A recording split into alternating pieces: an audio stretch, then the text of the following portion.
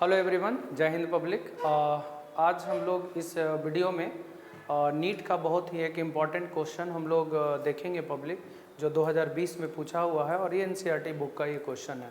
ठीक है, तो ये क्वेश्चन इलेक्ट्रोस्टैटिक्स चैप्टर से है और उसमें टॉपिक का नाम है कूलॉम्स लॉ। तो देखते हैं इस टॉपिक का क्वेश्चन कैसे बनेगा और बिल्कुल आसान तरीके से हम लोग समझेंगे पब्लिक, और ये अक्सर क्वेश्चन कॉम्पिटिटिव एग्जामिनेशन में पूछे जाते हैं। तो चलिए इसके कॉन्सेप्ट को हम लोग समझते हैं बहुत ही आसान तरीके से। ठीक है, क्वेश्चन ये है कि the acceleration of an electron due to the mutual attraction between the electron and a proton when they are 1.6 angstrom apart. It means question ये बोल रहा है कि एक इलेक्ट्रॉन है और एक प्रोटॉन है। आपको पता होगा कि इलेक्ट्रॉन पर का चार्ज माइनस ई होता है और प्रोटॉन पर का चार्ज प्लस ई होता है, चार्ज सेम होता है, और दोनों के बीच का सेपरेशन दिया हुआ है 1.6 एंगस्ट्रॉम। एंगस्ट्रॉम का वैल्यू होता है 10⁻⁻10 मीटर। तो अब ये दोनों के बीच का सेपरेशन है 1.6 एंगस्ट्रॉम। क्वेश्चन ये है कि जब दोनों एक दूसरे को अट्रैक्ट करेगा, ऑब्वियसली अट्रैक्ट करेगा क्योंकि एक पॉजिटिव चार्ज और एक नेगेटिव चार्ज, जब दोनों एक दूसरे को अट्रैक्ट करेगा तो ये चलना शुरू करेगा। तो जब चलेगा, जब फोर्स लग रहा है इस पर, तो एक्सेलरेशन भी होगा। तो इलेक्ट्रॉन का एक्सेलरेशन निकालना, इसका भी एक्सेलरेशन होगा लेकिन पूछ रहा है इलेक्ट्रॉन का ही। ठीक है, तो पहले हम लोग फोर्स कैलकुलेट करेंगे कि ये दोनों के बीच लगने वाला फोर्स दोनों एक दूसरे पर इक्वल लगाएगा। ये भी इसको अट्रैक्ट करेगा और ये भी इसको अट्रैक्ट करेगा, दोनों सेम फोर्स के साथ। फोर्स का फॉर्मूला क्या होता है? 1/4πε0 K Q1 Q2 divided by R square. ठीक है, ये फॉर्मूला होता है कूलॉम्स लॉ का, 1/4πε0 Q1 Q2 by R square.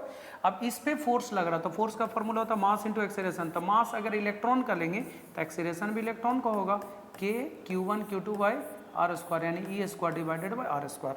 निकालना है एक्सेलरेशन ऑफ इलेक्ट्रॉन, तो क्या हो जाएगा? K E square divided by R square into M E के बराबर।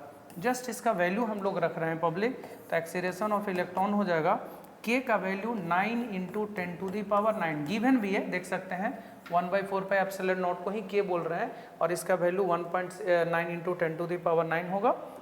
इस K का वैल्यू, ये इलेक्ट्रॉन पर का चार्ज है जिसका होगा 1.6 10⁻⁻19, फिर 1.6 into 10⁻⁻19 two times divided by R 1.6 into 10⁻⁻10 का स्क्वायर है ना, multiplied by mass of electron होगा 9.1 इंटू 10⁻31 kg। 9.1 नहीं ले रहे, 9 ले रहे हैं।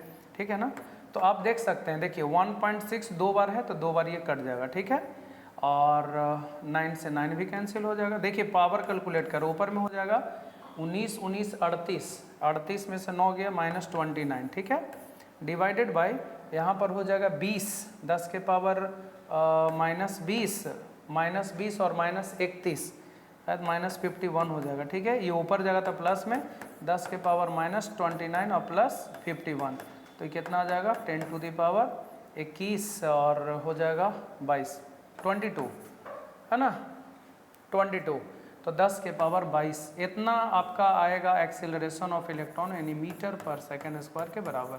10⁻22 मीटर पर सेकेंड स्क्वायर के बराबर। तो ये था क्वेश्चन का सोल्यूशन।